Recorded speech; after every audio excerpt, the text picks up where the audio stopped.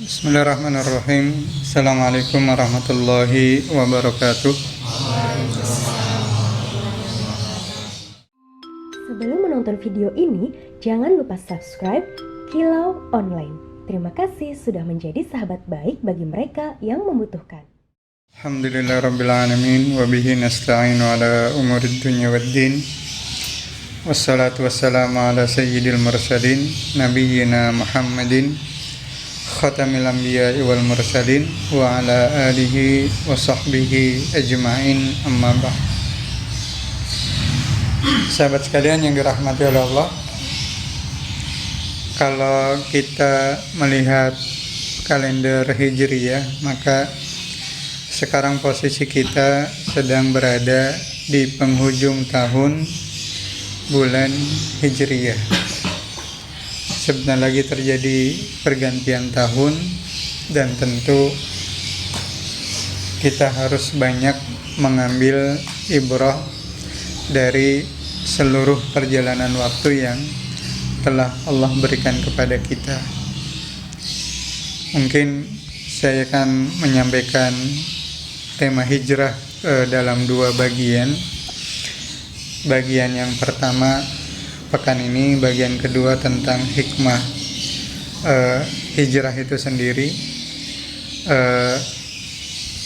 Pagi hari ini kita akan membahas tentang sirah, proses terjadinya hijrahnya Nabi besar Muhammad Sallallahu Alaihi Wasallam.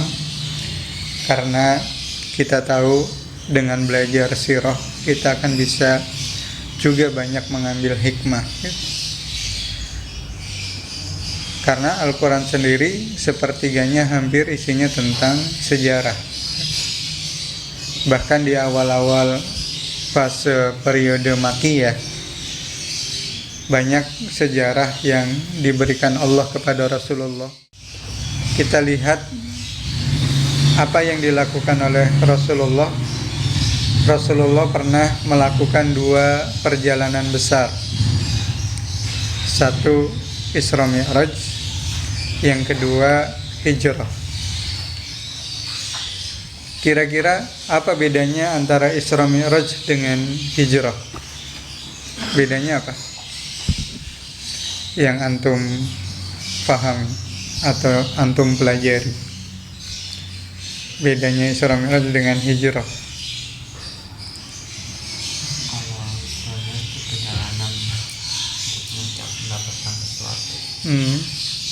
Kalau hijrah itu proses perubahan dari hal yang jelek menjadi baik. Baik, ada lagi perbedaan?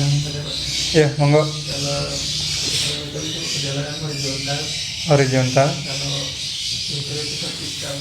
Hijrah itu vertikal. Sama manusia. Ada lagi? Sudah cukup diwakili oleh dua. Yang lain setuju atau tidak setuju? Yang Ahmad setuju nggak?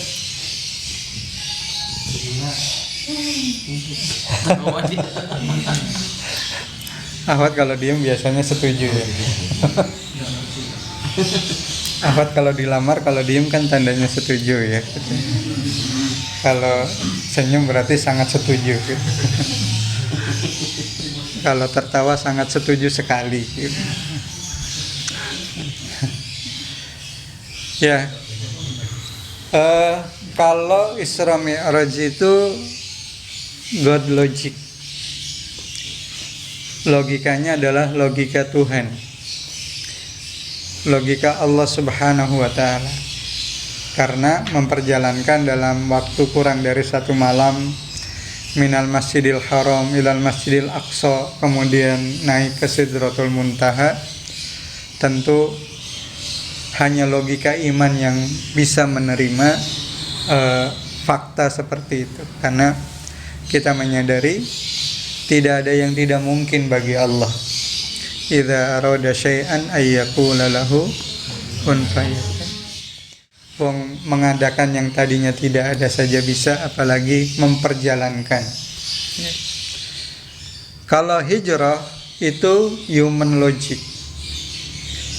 logikanya adalah logika manusia.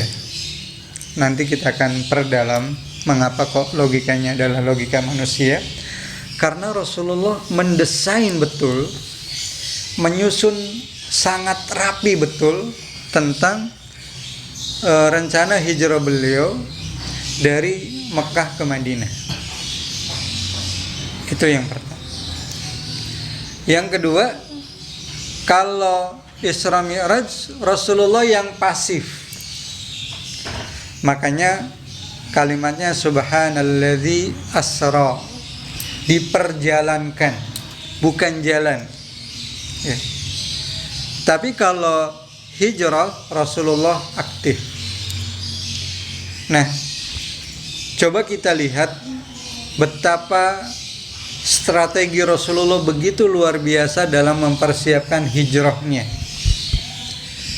Kita tahu sahabat sekalian yang dirahmati oleh Allah, peristiwa hijrah itu diawali setelah orang-orang kafir Quraisy begitu berada pada puncak keputusasaan dalam menghadapi dakwah Rasulullah.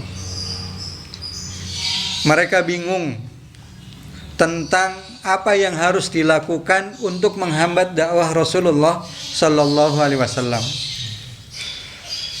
Dibaikin, tambah maju, dikerasin juga demikian adanya, sehingga mereka kemudian memutuskan untuk melakukan musyawarah yang tempatnya di Darun Nadwah untuk menentukan keputusan apa yang harus dilakukan untuk menghadapi dan menghentikan laju dakwah Rasulullah Sallallahu Alaihi Wasallam.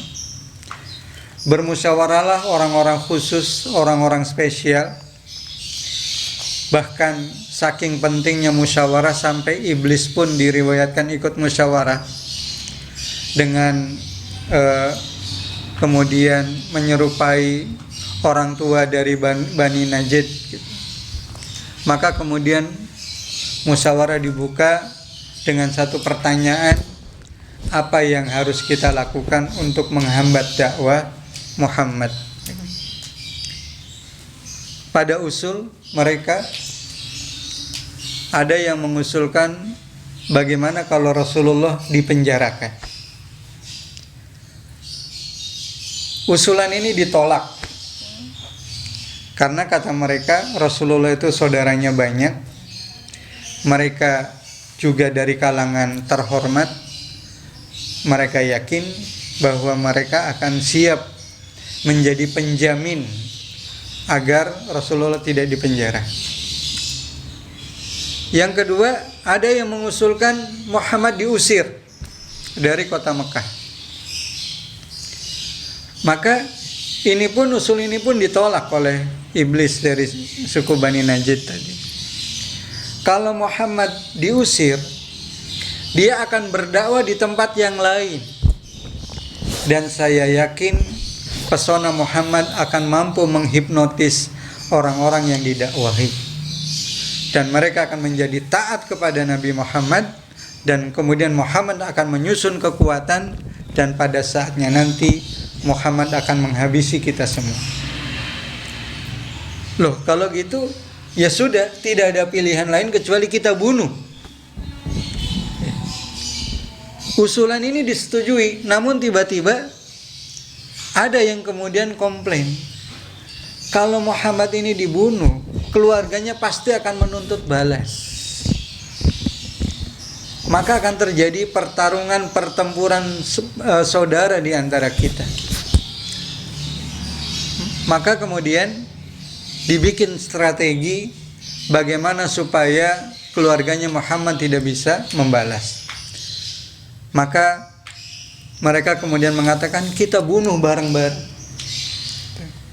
Kalau kita bunuh bareng-bareng, niscaya keluarganya Muhammad tidak akan ada yang menuntut balas kepada kita, karena hampir semua suku ikut terlibat dalam pembunuhan Nabi Muhammad.